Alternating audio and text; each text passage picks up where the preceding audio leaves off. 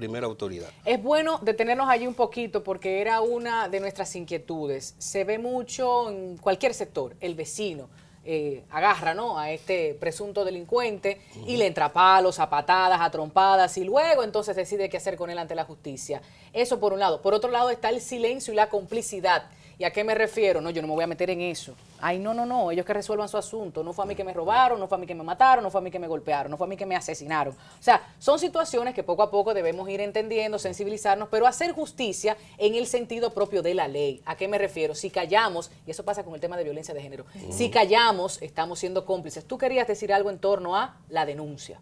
Sí. Justamente como hemos hablado de lo que son los arrestos, lo que son los temas arbitrarios, cuando un agente se comporta de forma arbitraria, que no le lee su derecho, que abusa, que le da golpes, que lo tortura de una forma u otra, usted tiene derecho a denunciar. Hay dos instancias. Se puede ir directamente a asuntos internos de la Policía Nacional, llevar las pruebas. ¿Qué son las pruebas? Bueno, ante esta circunstancia, usted puede grabar ante la situación que usted tiene, que se le ha presentado. Que hay que hacer, si lo golpean, hay que hacerle un certificado médico legista en el INASIF para nosotros certificar y poder procesar, no solamente administrativamente, como pueden hacerlo en asuntos internos de la Policía Nacional, sino penalmente, porque la tortura y el abuso de poder es un delito. Y nosotros como Ministerio Público estamos llamados a garantizar el respeto de todos los derechos fundamentales y a que no se violenten los derechos humanos en República Dominicana. Y estamos obligados a procesar, no importa el rango que usted tenga, un general, un coronel, quien sea, si cometió un delito, nosotros los vamos a procesar.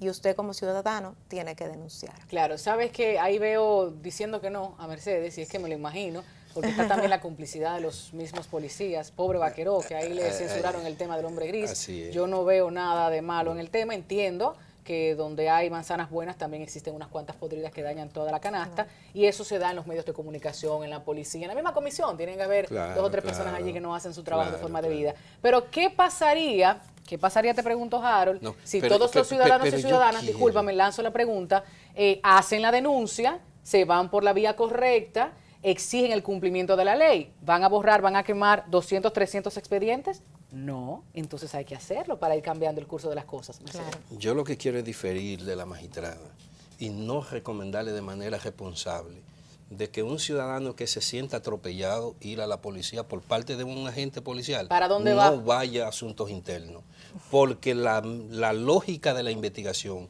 es que usted no puede ser juez y parte, tiene mejor que acudir a donde ella, que sí es la responsable del Ministerio Público. Pero usted le está mandando un paquetón de gente a la bueno, procuraduría. pero es que es el rol, es el rol del Ministerio Público. Un ciudadano en la que entienda que se le ha violentado un derecho y que un policía lo ha atropellado como sucede a diario y como sucede, ¿usted quiere? Vámonos para un destacamento ahora para que usted vea lo que allí está sucediendo. No coja a perder su tiempo, y que me perdone el general o el coronel que está en asunto interno, porque eso es más de lo mismo. Es más de lo mismo. Sí, y al final de la jornada, usted se va a quedar, ¿sabe con qué?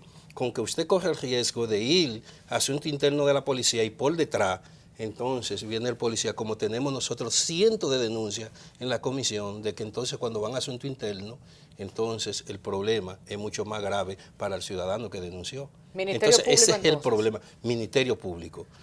Usted una agresión, Ministerio Público, porque el Ministerio Público tiene la facultad inmediatamente y es el que tiene facultad conforme al Código Penal para que remitirlo a usted ante un médico legista. Y como ya en muchas de las fiscalías hay médico legista, entonces ahí mismo se levanta el certificado médico. ¿Y qué resulta de la importancia del certificado médico? Porque a veces una gente agredido, no existe la prueba, el fiscal no puede hacer, porque el certificado médico plantea el nivel de penalidad de 1 a 10 días. Bueno, eso es correccional, ¿sí o no, así magistrado?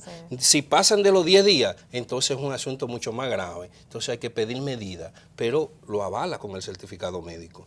Pero no vayan, por favor, ciudadanía, que vengan eso dice el presidente de la Comisión Nacional de Derechos Humanos. Asuntos internos, que usted no puede ser juez y parte. Tiene la experiencia en ese sentido. Yo no quiero concluir esta mesa, el programa en sentido general, sin hablar un poquito, Harold, del recurso de habeas corpus, la presentación del cuerpo. Cuéntanos de eso, y todo dominicano y dominicana tiene la oportunidad, ¿no?, en caso de arbitrariedades o violaciones en encarcelamientos más tiempo del debido. Claro que sí. Bueno, la Constitución en el artículo 40, ordinal 5, establece que ninguna persona debe ser privada arbitrariamente de su libertad.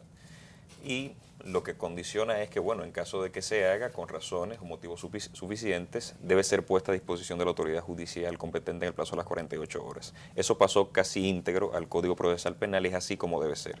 Se regulariza el arresto o la prisión de la persona y si el juez estima, y el Ministerio Público ya estimó que debe solicitarse otra medida para garantizar lo que hemos dicho de las medidas de coerción, solicita la medida y el juez entonces impone la que sea más conveniente para garantizar los fines de la medida de coerción en ese sentido. Entonces, en caso de que la autoridad que ha practicado esta diligencia, este arresto, no responda a ese margen de plazos, evidentemente está violando derechos constitucionales de la persona. El legislador lo que hace es que habilite en la misma Constitución una acción constitucional que es el habeas corpus.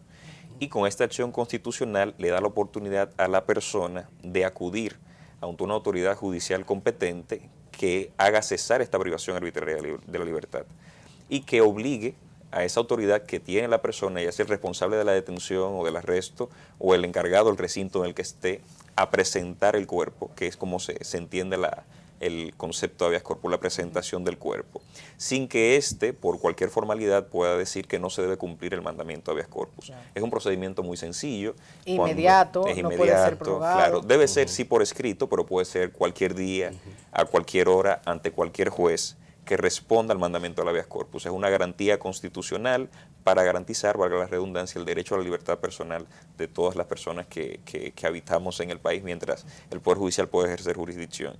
Entonces, si este funcionario eventualmente no responde a este mandamiento de habeas corpus, tiene la posibilidad de ser sancionado. Incluso el juez puede inmediatamente ordenar la detención de ese funcionario para combinarlo entonces a la presentación del cuerpo. O sea que hay mecanismos para eso. Ahora bien, va a depender mucho de que las personas accionen, de que las personas utilicen estos medios y que si hay una privación arbitraria de la libertad y se comprobó, porque basta con una decisión judicial que diga que sí, que se violó el plazo de las 48 horas, que el arresto fue irregular, para tener la prueba de esto, pudiera la persona tratar de encauzar algunas acciones. Entonces, en el artículo 114 del Código Penal, hay un tipo penal que es ese de la privación de la libertad, que es la limitación de derechos que tienen las personas a estar libres, como es su condición natural, y lo decía la magistrada hace unos momentos. Pero tenemos que accionar a estos medios para que ningún funcionario, en el ejercicio de su poder, pueda extenderse más allá de lo que es lícito y es permitido. Claro. Entonces, pudiera por esta forma hacerlo y también entonces a través del habeas corpus. Lo importante es que no se queden las cosas ahí. Si es verdad, y creo que lo decíamos un momento fuera del aire, la gente se cansa, porque llega un momento en que no quiere estar frente al sistema judicial por las condiciones en las que se presenta por las condiciones que se presentan, las características pero de alguna manera hay que hacerlo práctico, constante, para por lo menos generar una práctica de decisiones puntuales que dobleguen un poco, o sea, en el contrapeso del poder de la autoridad. En una ocasión estuvo por aquí Eduardo Prats y decía que los defensores públicos están haciendo un muy buen trabajo. Así. ¿Qué ustedes consideran? ¿Sí? ¿Hay consenso? Vaya, sí, estamos de acuerdo con que sí. Coinciden contigo, Eduardo. Ya para finalizar, me gustaría que la gente entienda que la Autoridad Metropolitana de Transporte no puede llevarse tu vehículo a menos que no tengas la documentación que permita ver, comprobar de que ese vehículo, el motor, el carro, la jipeta, el camión es tuyo. Eso lo decías tú en esa ocasión, porque hay unas resoluciones por ahí que yo creo que todos los ciudadanos deben ver en caso de ser detenido, por qué se me detiene, dónde está tu identificación, puedes guardar silencio, llamar a tu abogado, una persona de confianza, no puede ser de manera arbitraria. 6 horas. Luego, 48 horas, estás en un destacamento para que seas procesado legalmente y se te dicte medida de coerción en caso del juez así entenderlo, ¿no? O sea, estamos hablando en sentido general y resumen para que ustedes ciudadanos entiendan, conozcan y fájense a leer ahí su Constitución. Todo lo que tiene que ver con el Código Penal y el Código Procesal Penal lo hemos estado compartiendo a través de cápsulas en este espacio. Iniciamos las conclusiones con usted, Mercedes. Solamente decir de que porque el problema es que los ciudadanos comunes y de barrio no les llegan las informaciones.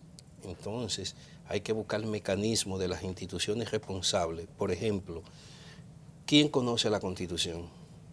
Yo apenas me da cuando voy a dar una conferencia y digo, levanten la mano, ¿quién conoce la Constitución? Es así. De 100, 5. Bueno, muchos diputados no la conocen. Exacto, entonces hay que crear mecanismos de acceso sencillo a la población para poder entender esta cosa que tú decías. Claro. Y otra cosa que básico y sencillo y técnico. Y, por ejemplo, yo pensé que por lo que tanto yo luché, que era la Defensoría del Pueblo, iba a hacer ese papel, que no se iba a quedar en un instrumento de empleo como ha pasado con las altas cortes y con lo que está pasando con el sistema judicial de este país, que hay que cambiarlo y transformarlo.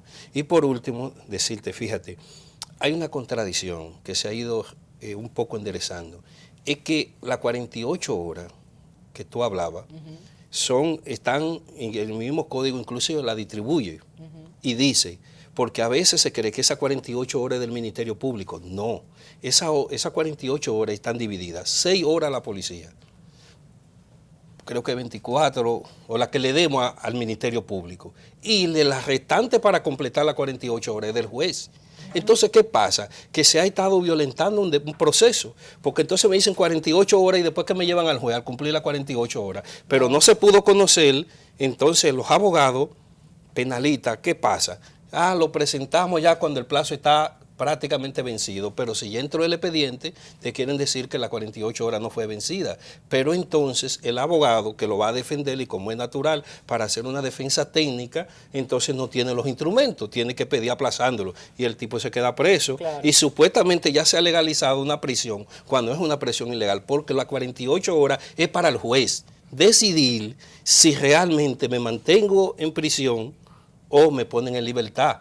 No es para después que pase las 48 horas, debe ser antes. Cuando pase las 48 horas, es lo que el espíritu constitucional y los pactos, es que ya yo tenga la decisión de si o me voy para mi casa o permanezco bajo prisión. Dependiendo de la medida que le dicten. No, pero que cuando se cumple el plazo de las 48 horas, ya yo tengo mi medida. Claro, claro. O me voy a la casa o me mantengo en prisión, pero ya el juez la legalizó dentro del plazo de las 48 horas, no después que pasan las 48 horas, como está sucediendo en la mayoría de los casos. Claro, ¿y quién te indemniza al final? No, ¿y quién? Bueno, magistrado. Si este Estado no indemniza. Conclusiones. Los ciudadanos tenemos... Pero estamos trabajando por eso, ¿eh? Los ciudadanos tenemos, porque me incluyo, derechos y obligaciones.